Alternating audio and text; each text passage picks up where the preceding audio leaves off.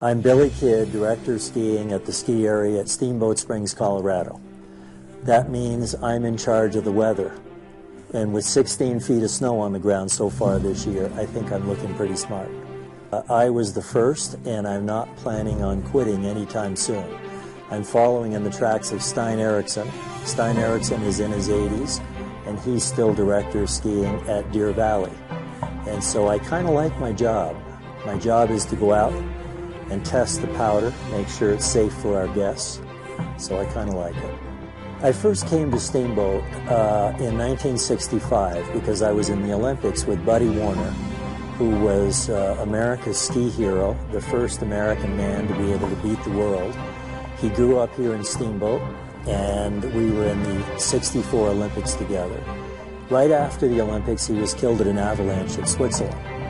And so the mountain got changed to Mount Warner, named for Buddy. One of our most popular trails here is Buddy's Run. Growing up in Vermont, Buddy Warner was my hero. I had pictures of him on my wall, and then to have the chance to go to the Olympics and ski with Buddy was really memorable. So that the year after he was killed, we had a race here in Steamboat in Buddy's honor, and that's when I first came to Steamboat and skied. I went to University of Colorado with Buddy and Jimmy Huga and Billy Marolt and Moose Barrows and Spider Savage. A lot of us in the 60s were at University of Colorado together. And then when I graduated, I had a couple medals in my pocket and had a chance to come here to Steamboat to become Director of Skiing, and I can't find a better place to go, so I'm still here.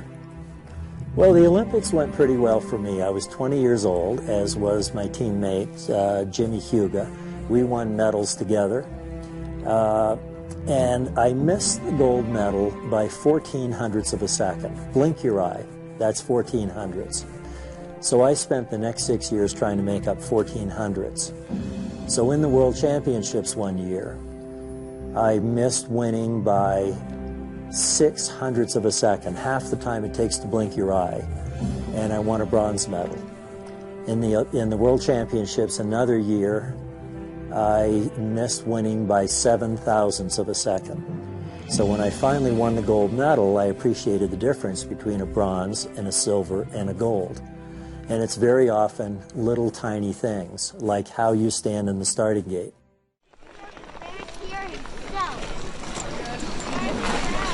Hi, everybody.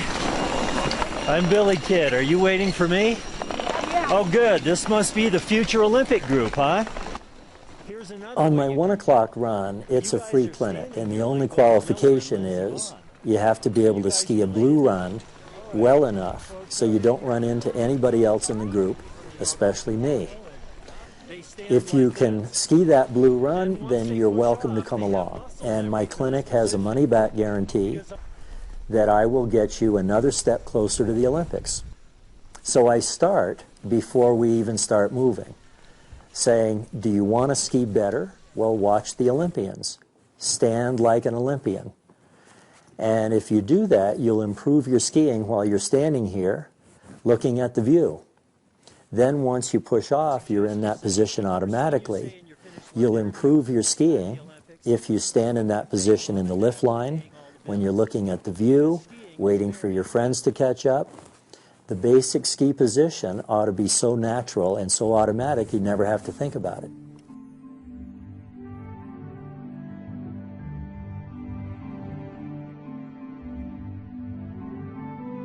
Steamboat's about 3 hours drive from Denver. It's a really pretty drive.